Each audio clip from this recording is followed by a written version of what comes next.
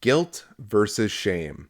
There always feels like there is so much complexity to the reasons we feel bad about things, as if the feeling is impossible to rid ourselves of, without that one distinct answer that seems just barely out of reach. I can't say for certain whether the answer to anyone's personal pain is within their immediate grasp. However, I do have some good news on the subject. The base reasoning for the pain we all feel is simpler to understand than it feels.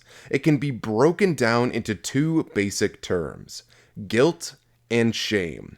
Guilt is the result of an act, or circumstance in which we feel as if we caused it. For instance, if you pulled the chair from behind your sibling as they were sitting down, whereby they broke their wrist trying to catch themselves, you feel bad because you caused their pain and suffering. This is guilt. Shame is a little more complex, but still a basic feeling nonetheless. Shame is the opposite of pride, in regards to one's self-esteem. It is not for a circumstance in which we caused, rather a badge of self-discord that we carry when we are wrong, or are made to feel that way, i.e., a victim of abuse had no control over their plight, and yet they are shameful due to these unfortunate circumstances. This is because they were made to feel as if they did something to cause their own suffering, when in fact they didn't. These two things go hand in hand, and can very easily build each other up by reflecting off one another. Similarly, they can build themselves up without the other being present. This is why we have to learn to shed these burdens by practicing self-forgiveness. It is the only means of realizing the triviality of these two negative feelings and overcoming them altogether. Before we get to any of that, please make sure to leave a like, a comment, subscribe, and hit the notification bell to be notified every single time we post a new video, since that's by far the best way to support the channel. Now that it's out of the way, let's get to it. Number 1. Accept the circumstances. As with any other healing process, you must first accept the reality of the situation and accept every part of your immediate relationship to it.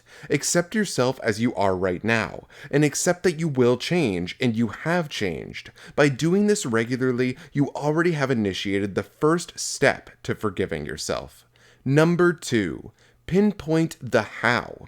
It's one thing to accept your current situation, or to know why you feel the way you do. It is entirely different to understand and know how you came to this juncture. Think back. There's usually a series of events that set the spiral into motion.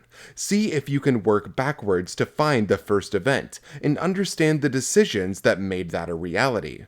Do this mindfully, as it is easy to become trapped in the hole made of what-ifs. When you find and single out the event or decision, take personal responsibility for it. This isn't to say you should blame yourself, especially if the circumstances were out of your control. Rather, you should own the responsibility of carrying the weight that it brings. Number 3. Learn the lesson. What about these choices or happenings changed you? What parts of your personal strife have chiseled you out of concrete into the statue that you see in the mirror? These are important questions that need answers. If you are to overcome this, you wouldn't be the person you are right now without adversity. So don't just see your past mistakes. Take accountability and wrangle them to the ground. Study the ways you took wrong turns, then figure out how to avoid these turns in the future. We're only doomed to repeat our mistakes if we do not carefully scrutinize and reverse engineer them, so to speak. Number 4.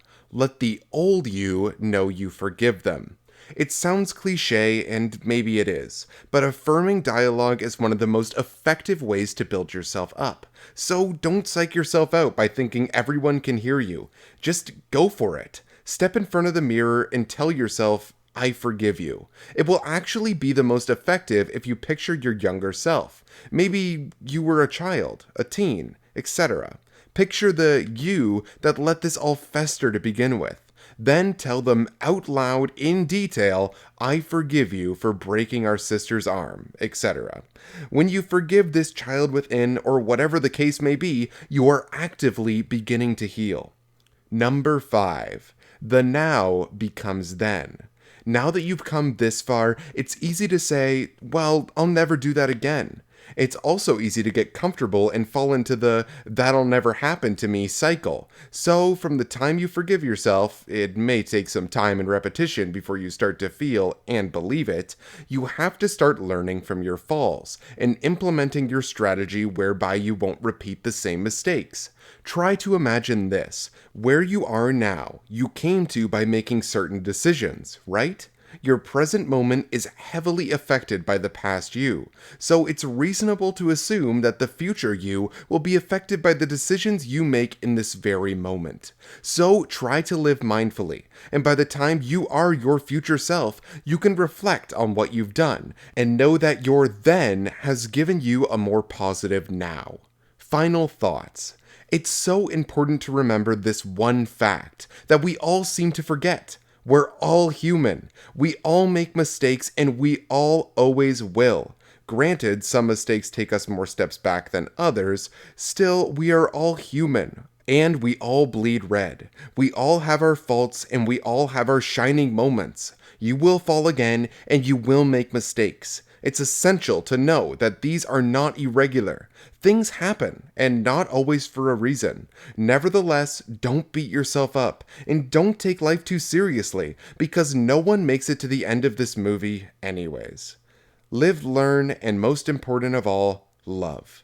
If you enjoyed this video, please make sure to leave a like, a comment, subscribe, and hit the notification bell to be notified every single time we post a new video, since that's by far the best way to support the channel. Thank you for watching, and see you in the next one.